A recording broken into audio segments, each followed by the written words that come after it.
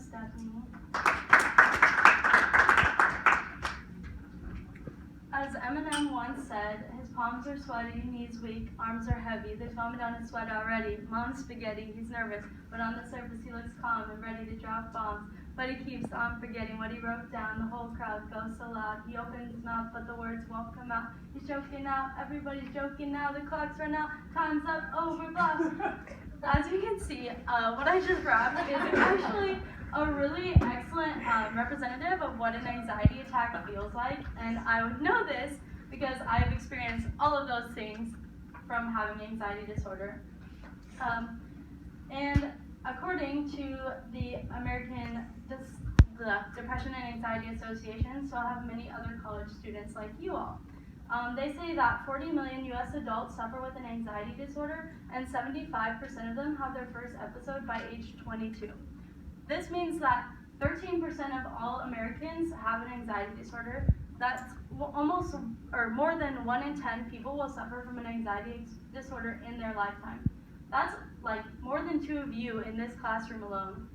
And according to my audience analysis, 80% of y'all actually said that you have dealt with anxiety, or 70% of y'all said that you had dealt with anxiety, and 80% said that you knew someone who regularly dealt with anxiety also. The purpose of this speech is to inform you all about anxiety with relations to its prevalence on college campuses.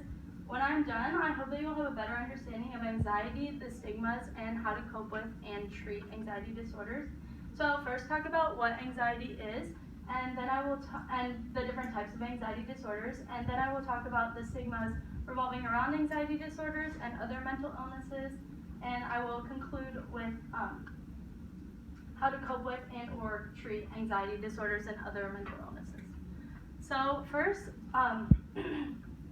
as I explained, anxiety disorders really aren't fun. Eminem has experienced it, and about 70% of you all have. So it's not really the greatest thing. The American Psychological Association defines an anxiety disorder or anxiety as an emotion characterized by feelings of tension, worried thoughts, and physical changes like increased blood pressure, which I probably have right now. I don't know, but my heart is definitely racing every time I give a speech, so if that's any example. They usually have incurring or intrusive thoughts and concerns. They might avoid going out to situations or doing things because they're worried about the situation. They may also have physical symptoms like sweating, trembling, increased heart rate, or dizziness. Personally, I experience mostly all of those things, but there's also 6 major types, so all the different types could experience different symptoms.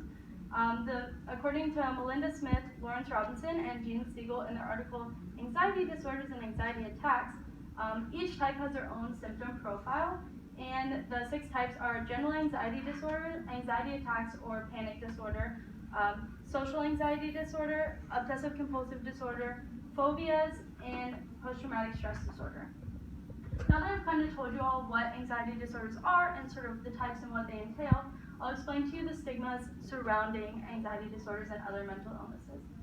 So according to Nicholas Rush, Matthias Ungermeyer, and Patrick Corrigan, they say in their journal Mental Illness, Stigma, Concepts, Consequences, and Initiatives to Reduce Stigmas, that societal misunderstanding of mental disorders results in a lot of stigmas.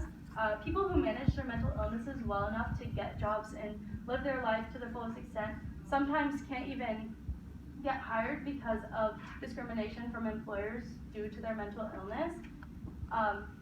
And that's not only this is difficult because not only are their symptoms affecting them personally, but also they're now getting discrimination from outside and repercussions from society. And sometimes people with mental illnesses will then turn these prejudices against them and then lose self-confidence in themselves. So that just makes it worse. So stigmas aren't only hurtful, but they can increase your anxiety levels, which is really awful. So that's why there's really cool entities like the Commit Campaign, which was actually founded here on ASU's campus, whose objective is to kind of get rid of negative societal notions about mental illness and mental disorders. So you might ask, are there ways to deal with all these awful things that sound really not fun to have? So yeah, there's actually a lot of ways that you can deal with anxiety. That was one of them. It's not going back, but if you saw it, that was it. So the Anxiety Disorder Association of America says in their article tips to manage anxiety and stress that people should first try self-help initiatives like getting enough sleep, limiting caffeine intake, just taking deep breaths, and kind of just understanding that you can't really control everything. And then if that doesn't really work, there's also cognitive behavioral therapy, which might be a good option if you have anxiety or other mental disorders.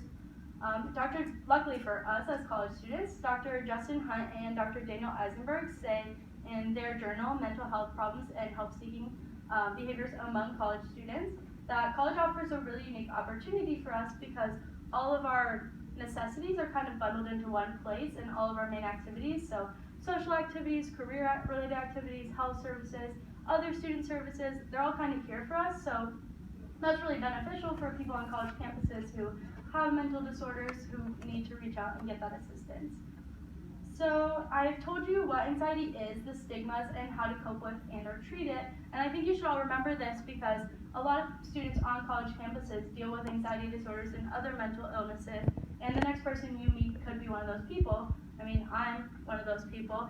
And my visual aid is my preparation for this speech, which kind of just shows you how nervous I was, because I literally highlighted and wrote every word for word, of what I wanted to say, and every aspect of my speech was like planned out, and it didn't go as planned, but there you go. That's what anxiety looks like. So.